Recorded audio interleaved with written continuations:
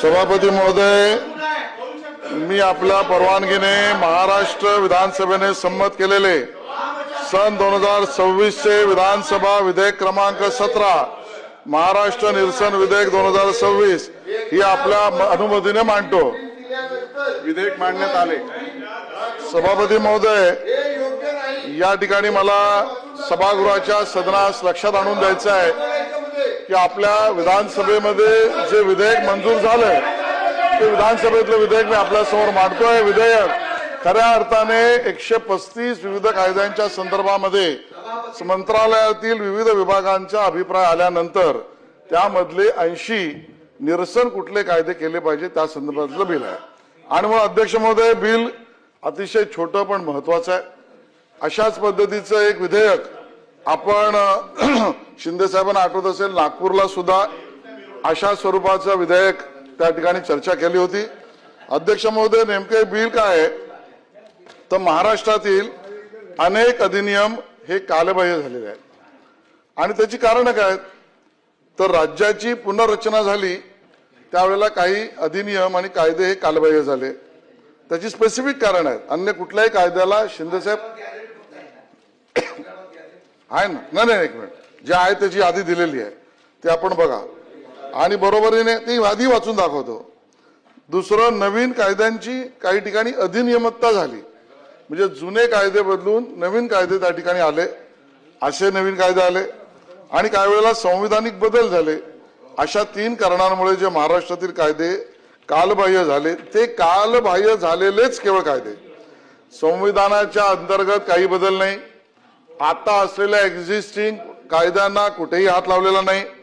जे कालबाह्य झाले कायदे त्याची पण एक कार्यपद्धती आहे, जे राहिले असते तर संदिग्धता निर्माण झाली असती, कारण त्याचा संदर्भ राहतो आणि एकदा संदर्भ राहिला का होतं असं अध्यक्ष सभापती महोदय की एक डेस्क ऑफिसर राहतो, न्यायालयात ते राहतात पेंडून, कोणीतरी त्याचा उपयोग दुरुपयोग दोन्ही होत असतो आणि मग एका अर्थाने कायद्याच्या जंजाळात जे कायदे कालबाह्य झाले त्याचा दुरुपयोग होण्याची शक्यता जास्त असते आणि उपयोगाचे नवीन कायदे अगोदरच आलेले असतात।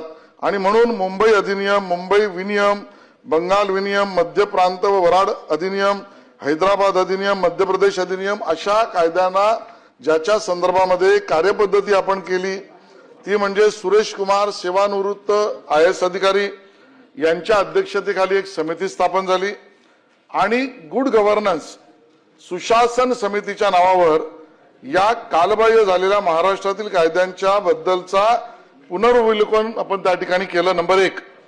आणि मग नंबर 2, यासाठी विधी सेंटर विधी फॉर लीगल पॉलिसी नावाच्या एका संस्थेत या एक्सपर्ट्स ओपिनियन आपण घेतले। मग त्या कुठल्या कायद्यांचा विचार केला भाई आपण तर 1799 ते 1947 देश स्वतंत्र होण्यापूर्वी 1799 ते जे 1947 केवळ त्यांचे संदर्भ टिकून राहिले होते, ते संदर्भ निरस्त करणे आवश्यक होते, तो एक टप्पा।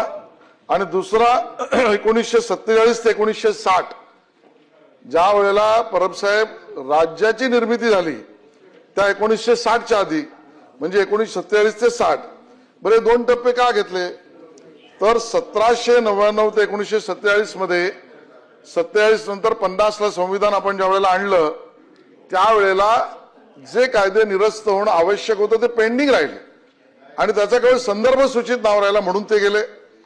आणि 1960च्या आधी 47 ते 60 मधले का केले, त्याच्यात नवीन कायदे आलेत, नवीन राज्य निर्मितीनंतर महाराष्ट्रात असे त्यांना काढणं आवश्यक होतं। काही असे होते ते क्या एका विशिष्ट विभागापुरता होते, तो विभाग त्यावेळेला राज्य निर्मिती झाली नव्हती म्हणून त्यावेळेच्या हैदराबाद म्हणजे आताचं तेलंगणा, काही गुजरात अशा भागात, बंगाल अशा भागातले होते, त्यामुळे त्याचा आता उपयोग नाही, असं मध्य प्रदेश असे त्या ठिकाणी काढणं आवश्यक होतं। म्हणून या 2 टप्प्यातले आपण याबद्दल 3रा टप्प्यात विचार केला आणि मग या सगळ्याच्या बद्दल 155 कायदे रद्द करण्याची शिफारस आली। माननीय चीफ सेक्रेटरीने त्याच्यावर कमिटी बसवली, त्याने त्यापैकी 135 सुझाव केले, ते संबंधित विभागाने पुन्हा रिव्ह्यू केले आणि मग त्यामधला विधी न्याय विभागाने त्यातले 80 या कॅटेगरीतले कायदे निरस्त करण्यापुरताचे विधेयक आहे। गुड गव्हर्नन्स, संदर्भहीन, मिसयूज होऊ नये म्हणून या कायद्यांना निरस्त करणं आवश्यक आहे. असं छोटंसं बिल आहे, सभागृहाने ते मंजूर करावं अशी माझी विनंती आहे.